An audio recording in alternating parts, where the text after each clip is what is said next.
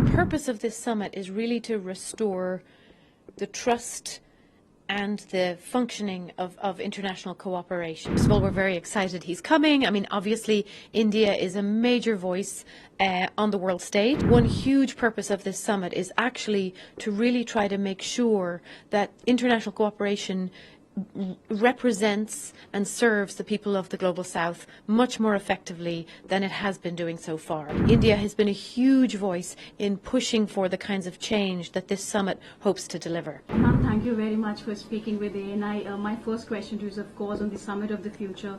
If you can give us an overview and the agenda of the summit and what does it focuses on? Sure. So the purpose of this summit is really to restore the trust and the functioning of international cooperation. So we're looking at how we work together at the global level to deliver on all the promises that we've already made, all the goals that we've already set for ourselves, but also we're looking at all of the challenges and risks and opportunities that are coming in the future and trying to make sure that the United Nations and the other major organizations of international cooperation are ready for those challenges, but also ready to harness all those opportunities for the sake of all of humanity and not just the few.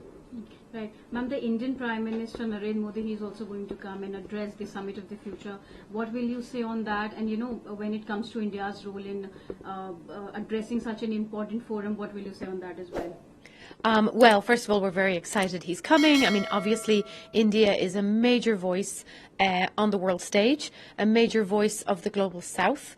And one huge purpose of this summit is actually to really try to make sure that international cooperation represents and serves the people of the Global South much more effectively than it has been doing so far. So whether that's on Security Council reform and looking at you know, how the Security Council functions or how the international financial architecture functions, India has been a huge voice in pushing for the kinds of change that this summit hopes to deliver. And we're very excited that the Prime Minister is coming and will be that voice. Right. Ma'am, we are at a time when there are two ongoing conflicts, whether it's Russia, Ukraine or Israel, Gaza, and India has always called for peace and diplomacy.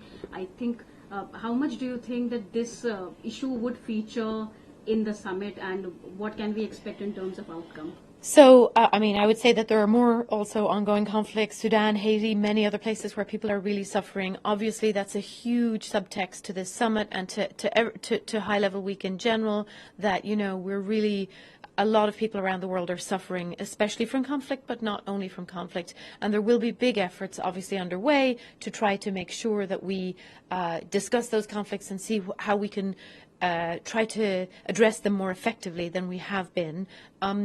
The summit doesn't exactly focus on any specific conflict, because what the focus of the summit is to try to look at how we work together at the global level.